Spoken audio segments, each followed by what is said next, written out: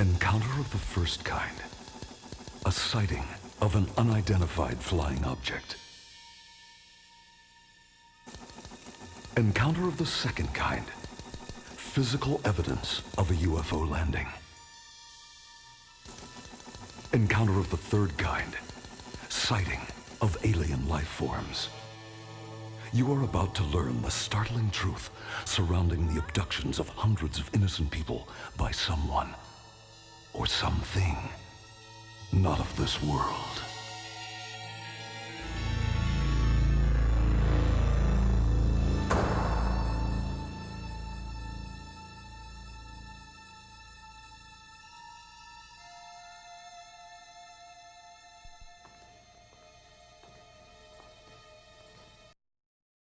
Good evening.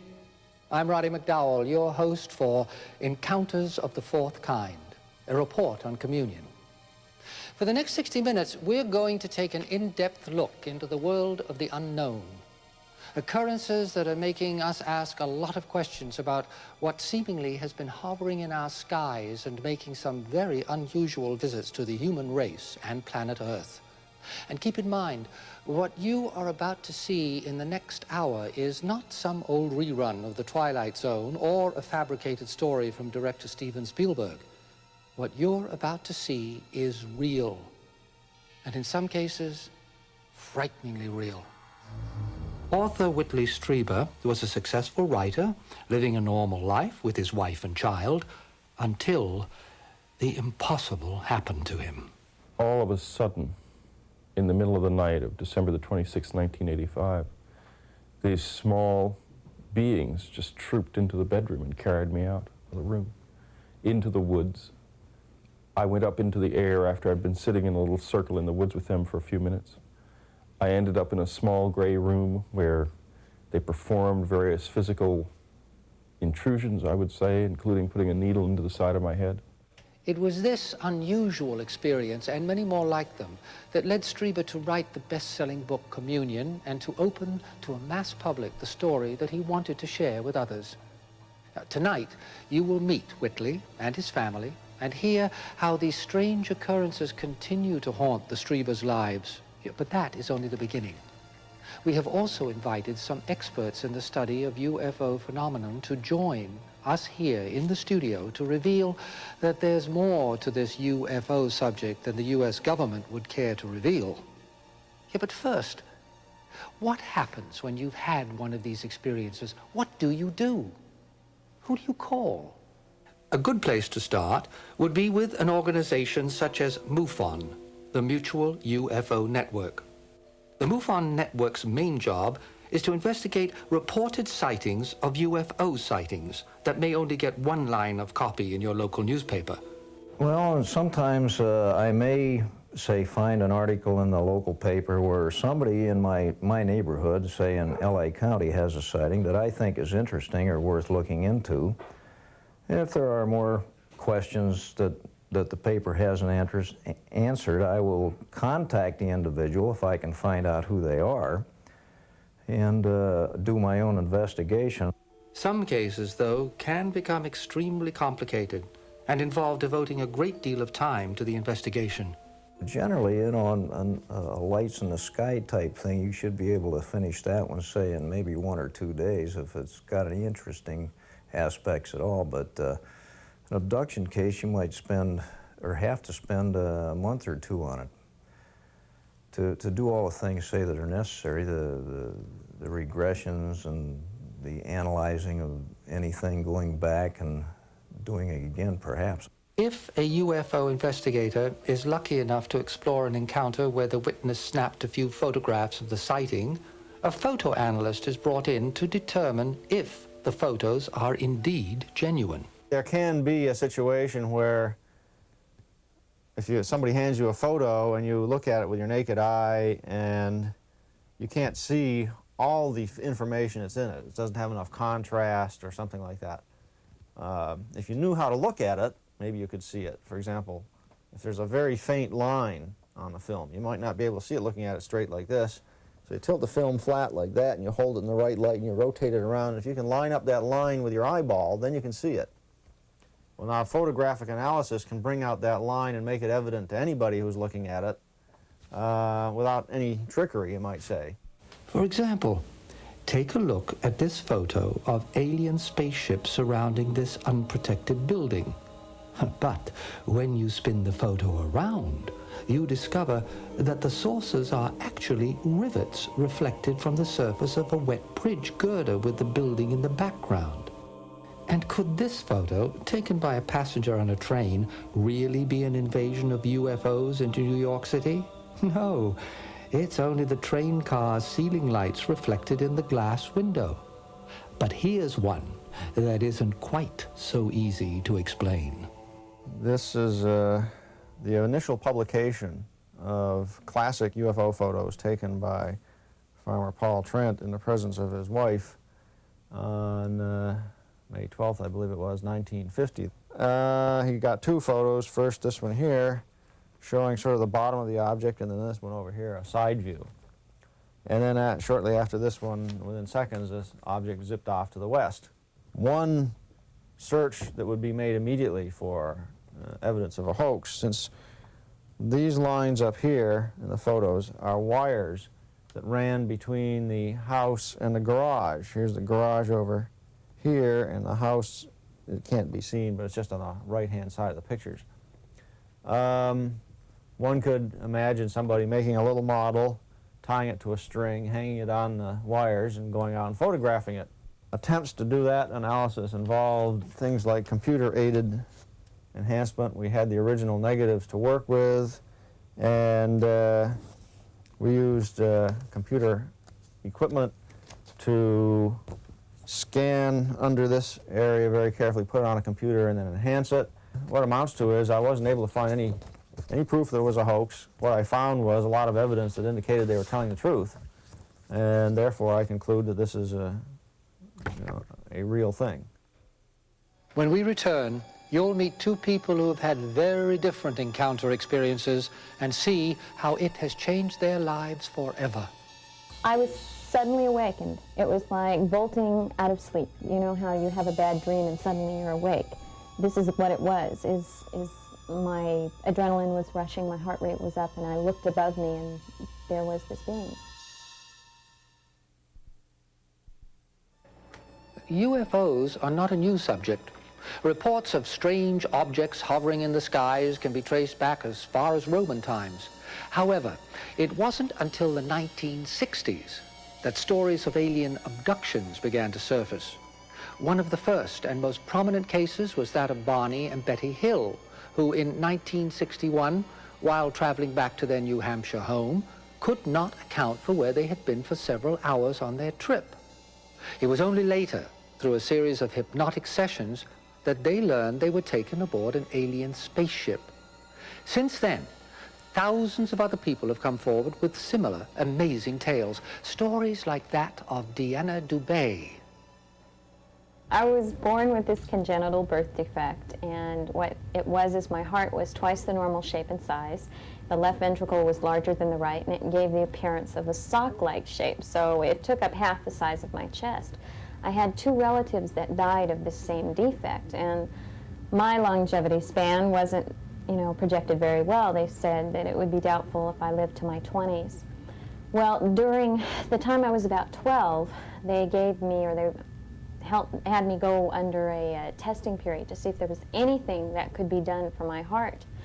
And in the middle of this testing period, I woke up in the night and I saw this being standing over me, a tall, androgynous-looking entity, and he told me not to be afraid, that he was there to help me and he would heal my heart. And then he placed his hands over my chest and I felt this pressure come, and that's all I remembered. The next morning I woke up with minor chest pains. My mom took me back to the doctors who were testing me, and they took x-rays and found that my heart had shrunk to normal shape and size, that it had totally contorted itself into a way that medical science cannot explain. The fact that something happened to Deanna is evident from the shape of her heart in her x-rays that have the medical community baffled. The doctors they look at it, and one doctor said, for all intents and purposes, it looks like a totally different heart in the same body. they don't know how or what happened to me. I mean, they can't explain it. It's just something that no one can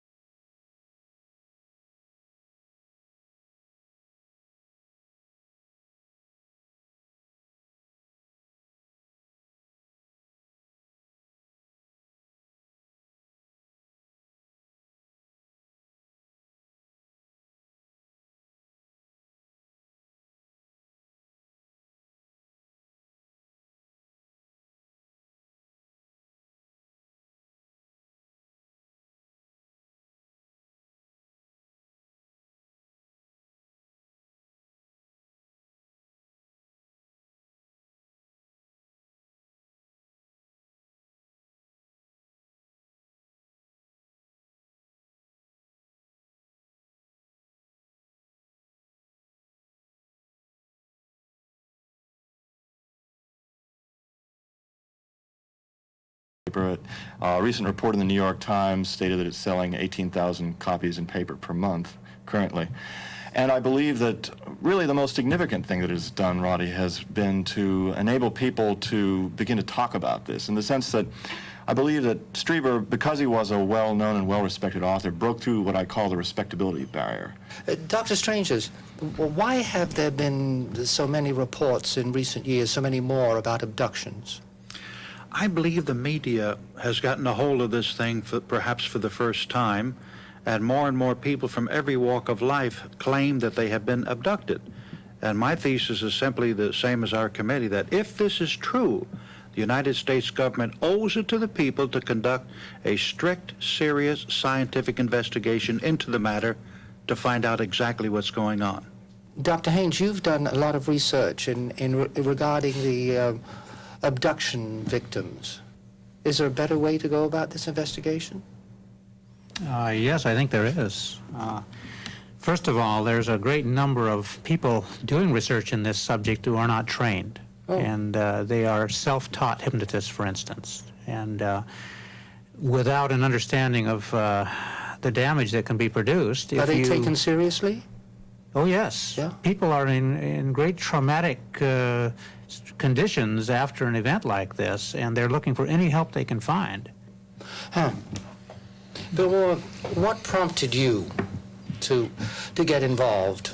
As far as the motivation, I got interested in UFOs back in the 1950s as a student, maintained that interest after getting out of college in the middle 1960s, and got involved in a series of cases of UFO reports in upstate New York, where I was working at that time. Specialized work in the area of the United States government and what it knows about this phenomenon. And do you believe that the government has been covering up? Well, it's not a belief system. I believe that vanilla tastes better than chocolate. There is very strong evidence that the government is covering up. There's documentary evidence.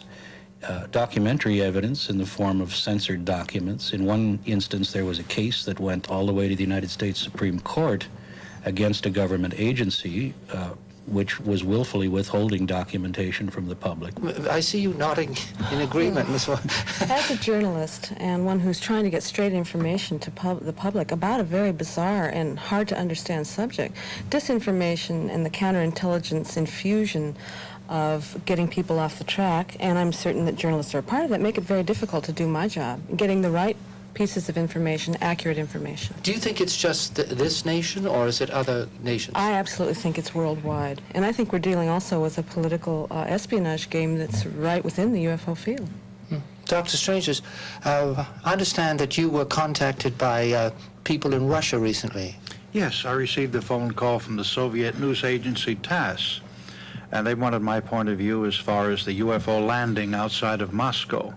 And the following day, I got a call from the University of Moscow, and the gentleman was quizzing me very, very closely as to how that particular landing related to certain landings in the United States. And he said, "Do you have any advice?" I said, "Well, if I was in charge of it, I would take each individual witness alone, by himself, individually, question them thoroughly, and then question them collectively, and then draw your bottom line and see what you have." Dr. Haynes, do you believe that these beings are trying to make specific contact with any of us? That's posing the question in a very difficult way to answer. Oh. Because I've done it again. Because I'm not yet convinced that we are being visited. I have not yet come to that point of view, and I'm trying to look at the evidence and draw appropriate conclusions. But I think it's premature to say that. There isn't enough evidence yet. Not as far as I'm concerned. To quote our friend Carl Sagan, there are billions and billions of planets or star systems that might be capable of supporting life. Ms. Cooper, can you give us a little background on the Roswell incident? Well, as brief as I can, I'll try to, but actually Bill is more the expert in that. On July 7th, I believe it was, 1947, a rancher in Roswell, New Mexico, a little town, found some very strange debris that looked to him as if it might be a problem that was beyond his authority. And so he went to the sheriff at Roswell and suggested that it may be, the sheriff did, a military problems. So that he, the sheriff in turn, went to military authorities. The Army Air Force subsequently came by. Would you like to take it from here, Bill? It was a physical, you wrote the book, it was a Yeah, physical he wrote the evidence. There is some military documentation to suggest that this occurred. In fact, the very first press release that was put out by the Army Air Force at Roswell on the 7th of July, 1947, stated unequivocally that the Air Force had, in fact, recovered the wreckage of a flying saucer. That was their words, not mine. And that made world headlines. The next day, General R.M. Ramey of the 8th Air Force, on orders from the Pentagon, countermanded the story, said it was all a big mistake, that it had been nothing more than a misidentified weather device. The man who gave that story to the press, the adjutant to General Ramey, General Dubose, still living today and a man in his 80s, has stated to us that the whole weather device story was nothing more than a fabrication designed to get the press off of their backs. Were beings actually seen at that incident? According to witnesses, there were bodies found on the ground. 4 bodies. Mr. Conroy, as a newspaper man, do you suppose one of the reasons the government is covering this up is that they're afraid the public won't be able to handle it? Well, naturally, I think the thing that needs to be pointed out, however, is that there is a lot of cooperation in the cover-up from the press itself, in the sense that there is a tremendous fear among professional journalists to cover stories of recognizable importance, shall we say, against attaching themselves in any way whatsoever to a subject that has so much ridicule associated with it. And there is still a general flippant attitude among many of my colleagues towards this subject. And it's really, I think, based much on fears of losing their class status as serious journalists. And so I think that we ourselves bear much of the responsibility for the problem. But I want to thank all of you very much for sharing your thoughts with all of us. It's been intriguing. I've loved it, and I want to wish you all the best of luck as you continue to search out your answers on this phenomenon. Thank you for being here. Thank you very much. Thanks. And when we return, you'll get a first-hand look at the circumstances surrounding the amazing story in the book Communion.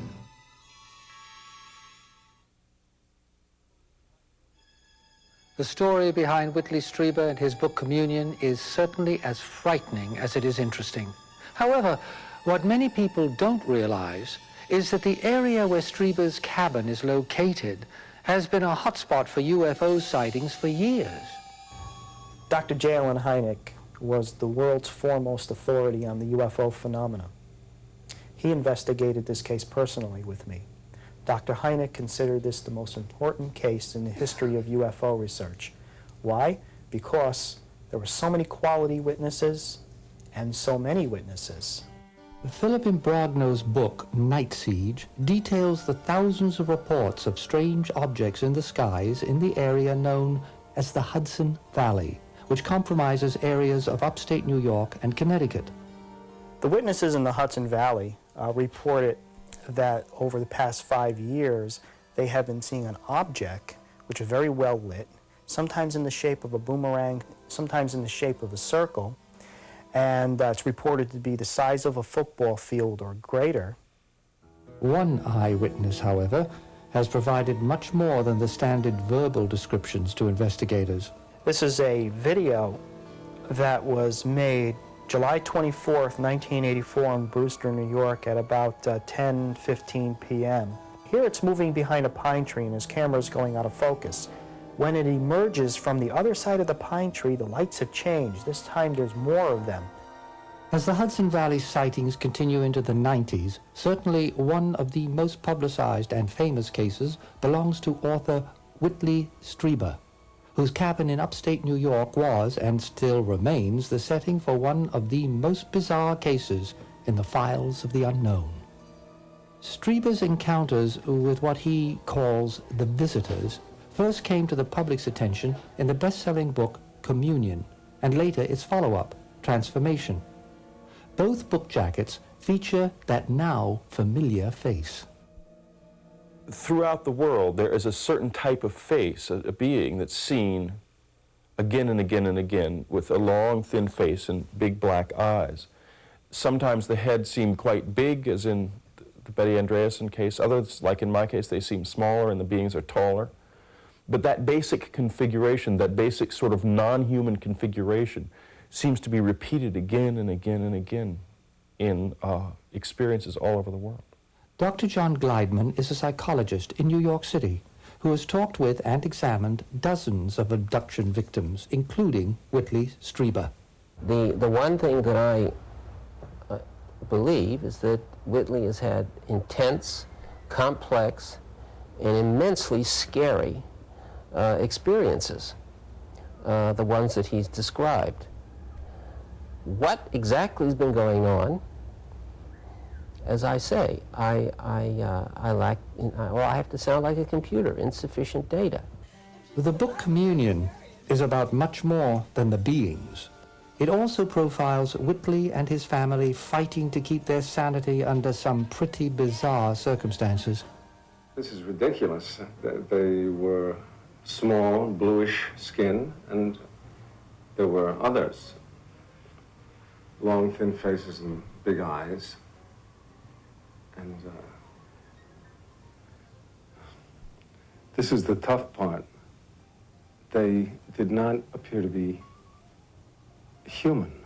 People think that I must have been very upset when Whitley told me that he had met strange non-human beings, maybe from a UFO. Well, actually I was quite relieved, because before that we'd been having an awfully hard time, and he was always unhappy and very grouchy and very moody. So when he told me that this is what was causing his problems, I was very relieved. It was a relief that it wasn't me. I mean, it was something in our relationship, so I was actually happy to hear it.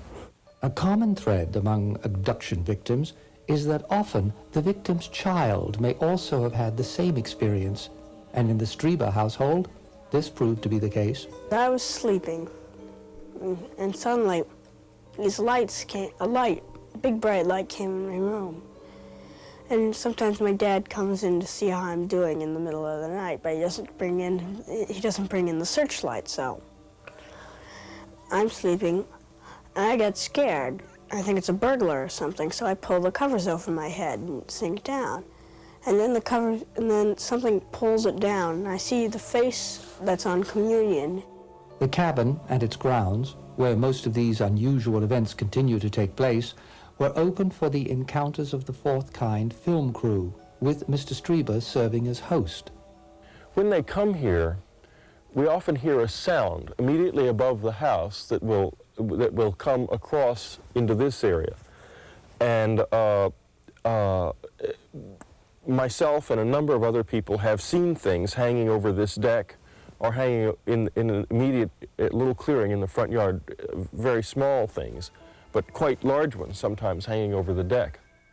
In December of 1985, when the visitors first took me, they carried me down through these woods, which I remember very vividly, to a clearing not too far from here, where I have since built a stone circle that I and the group of people who've had experiences here go to meditate at night.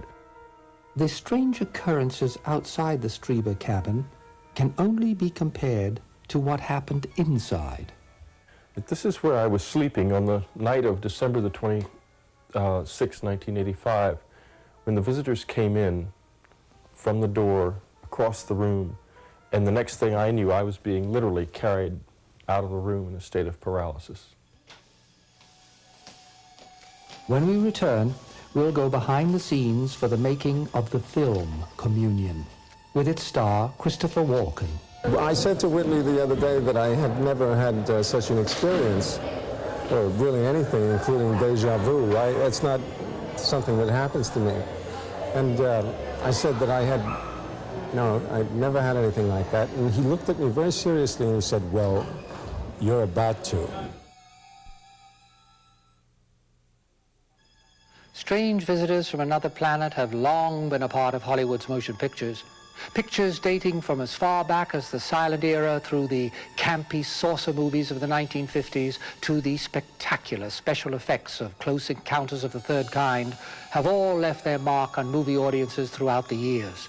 But with the film Communion, Hollywood chose not to tell a fictional story, but one based on fact.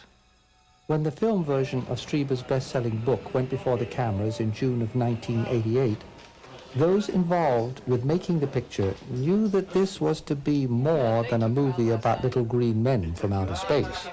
Those other films were fantasies, and Whitley is, this is a true story. That's what makes this picture different. It's a true story, and it really examines the psychological side of what will happen to human beings if and when they encounter intelligent non-humans. After Mora convinced Strieber that his story should be told on the big screen, the two formed their own production company and set about finding the actors who would play the two pivotal roles. Selected to play Whitley was Academy Award winner Christopher Walken. Walken, whose gritty work in The Deer Hunter earned him an Oscar, quickly adapted himself to stepping into the shoes of the famous writer. The good thing for me here is that I like to work a lot, and I took a job, and you know, I hope for the best always, but in this case it turned out to be very inventive, which I'm grateful for, and Whitley is responsible for that because he was kind of like a good parent, you know, he let the bird fly. Equally as important as the role of Whitley was the question as to who would play Anne Strieber, Whitley's wife. To fill this role, the director looked to actress Lindsay Krause, an Academy Award nominee for her role in Places of the Heart. And another interesting thing about Lindsay is that she was very proud to be playing a wife. In other words, she was very keen on showing that there's a value in keeping the family together, and that even though it looked as if her husband was going completely off the rails with the most cockamamie story she's ever heard, being abducted by little green and blue men, she still had faith in the marriage and in the family. You're going to go back in that woman's office. We're going to find out what's wrong. We're not going to have any marriage left. I'm sitting up. I'm sitting. My shoes. Yeah. I'm sitting. So, you know, lighten up. Crazy women. Like the rest of the book, Strieber insisted the recreation of the beings be as close as possible to what he saw in real life. Special effects whiz Mike McCracken was assigned the task of creating the unusual beings. Whitley had a series of illustrations developed, and from this we scaled up from those, and so that what we have is accurate to within a ½ inch in terms of the height and the size. The movements and so on are also very accurate, or as accurate as it's possible to do with current technology. The colors and so on are very, very close to what Whitley saw. In none of these is there too much movement, I mean, in terms of their face and so on. On the blue people, there is a certain amount of movement. They move in an odd way in that their face, there's kind of a, Whitley says that there's kind of a gravity feeling. They have kind of a grim quality about them. And for those actors inside the costumes, it sometimes proved a long day. Yeah, hi-ho, it's off to work I go. Boy. Getting into the costumes was only the beginning of their problems. Once in, they sometimes were required to stay in the outfits for a period of up to 12 hours. This, coupled with working on a hot smoking set and trying to gracefully abduct Christopher Walken from his bed, proved to be a real challenge for the little people. Take after take was shot to allow Philippe and the editors a wide choice to use to convey this integral part of the film.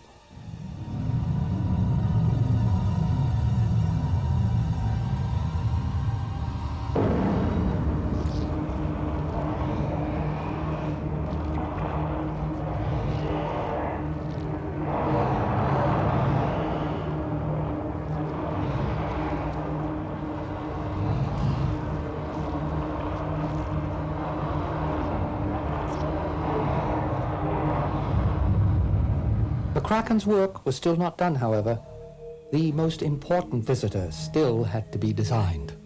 Because it would be impossible to fit a human into the skinny body of this being, McCracken had to figure out a different way for the beings to move. what we did then is go back to some of the original ways of making films, which are actually seem to be low-tech, but are very appropriate for the circumstance, which namely just wires, flying them with wires. It creates problems filmically in terms of hiding the wires and so on, but for this, because it was very carefully controlled and so on, it just worked great. And so what did Mr. Strieber think of Mr. McCracken's final creations? When he saw the communion figure for the first time and saw it moving, it was like suddenly his face just went white. He had a shocked look on his face.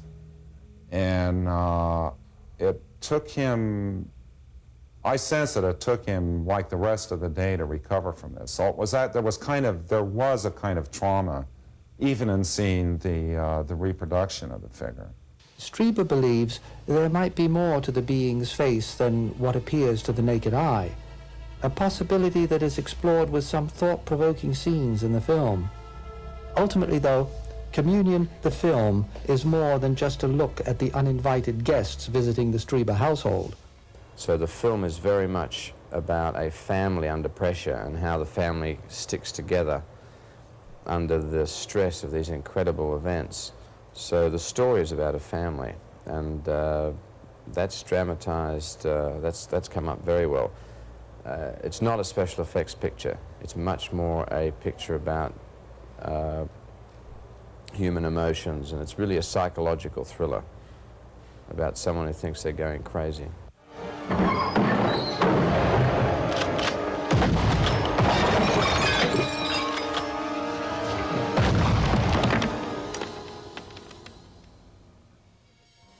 When Encounters of the Fourth Kind returns, we'll once again visit the Strieber cabin to examine a bizarre incident that was shared by 9 other people at the cabin in May of 1988. And through hypnotic regression with those people, we'll find out what really happened that eventful night. Well, it was wonderful because we woke up upstairs and we heard them all talking. And when we came down, they'd been talking for hours. It was just magical. It was like coming in right after a miracle. This is the couch where a reporter was sleeping last May of 1988. When the visitors came into this room, there were 2 other people in the room at the same time. They were all simultaneously awakened by the ruckus and the noise. As my son says, the visitors are noisy when they're around here. They certainly don't creep around. They couldn't move, these people, and they all had various experiences with the visitors right here in this room. Joining the Strieber family that May was a host of friends, including Raven Dana, Dora Ruffner, and Colleen Langley. Also invited along were several reporters, including newspaper reporter Ed Conroy, and a reporter we'll call Mark, who chose not to talk to us about his experiences. If people knew what Mark had experienced here, that it was this person, his career would be ruined. And you got a guy's career on the line. He can't show up here and go public. I think it's a crying shame that he can't, because he had a beautiful, beautiful thing happen to him. But others were willing to talk. The fellow who had been sleeping, there was like a fold-out couch, and I was on a cot next to him. He sat up very abruptly, and he said, Did you see that, or did you hear that? And at that moment, this field broke, and I could move. Up until that time, I was just totally paralyzed. But I could move, and I said to him, well, yes, I heard the voices. What he described was of also waking up, hearing that garbled voice and footsteps, as though something was approaching the foot of his bed. And then he experienced paralysis. He couldn't move. He was fully conscious, and he was very annoyed because he had wanted validation. He had asked for validation, and here it was, but he couldn't see them. To determine if there was more to the story than what the witnesses could consciously remember, hypnotist Fred Max, who had taken Betty Andreasen through her hypnotic regressions, was called upon to hypnotize the cabin visitors of May 1988. I do regressions. I see people who have had UFO encounters, people who wish to remember events previous in their life. And for these people, we call back that period of time, because everything we've done is still in our head. And it's a matter of guiding that person back to that point in time. As the regressions began, it was evident that more had happened that night in May than was previously thought. Tell me what you're feeling. Fear. Why? Because something stands behind me and doesn't want me to move.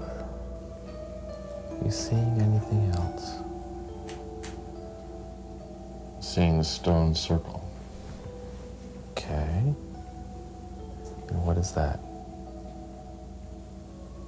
Stone circle is a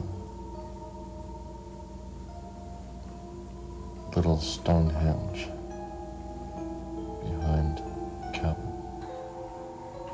I feel a lot of fear, and I also feel this really exquisite feeling. It's incredible.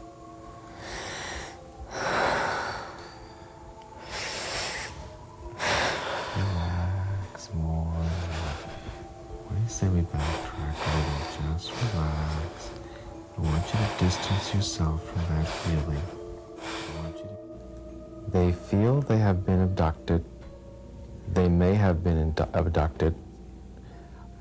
I'm reasonably comfortable they're not fabricating stories. And the similarities are intriguing. Something unusual happened at the Strieber cabin that night, but what was revealed in the regressive sessions appeared to be only the tip of the iceberg. So, the production crew of Encounters of the Fourth Kind waited with cameras in hand to try and capture the elusive visitors on tape. When the sun rose the following morning, the Encounters TV crew was disappointed to find nothing but black darkness on the videotape that ran throughout the entire night while they slept. The beings were nowhere to be seen. Or were they? A very small, about maybe 4 feet high being with very round, very dark eyes came through the window. And the most interesting thing was that there was no real fear, just at first a jolt of shock, but I felt in tremendous rapport with the being, who raised his hand, his right hand. And I felt the weight lift just slightly from my body. I kind of propped myself up on my arm, and I also lifted my hand, and we touched palms. What happened at the Strieber house that night? A dream? An elaborate stunt put on by Whitley Strieber? Or the truth? When we return, we will try to answer those questions. You know, it's no secret in this that something happened in here last night, but you have no physical validation. All you have is a roll of film that's totally black with a few funny noises on it. Big deal. So what am I to say? Except that you personally, as a human being, know something happened, but you can't validate it. What has happened to the Strieber family and to thousands of people who've had similar experiences may never be completely accepted by the human race until the beings are ready to make themselves fully known. Meanwhile, the rest of us can only keep wondering, waiting, and hoping for that definitive answer to the question, are we alone? Until then, I'm Roddy McDowall. Good night.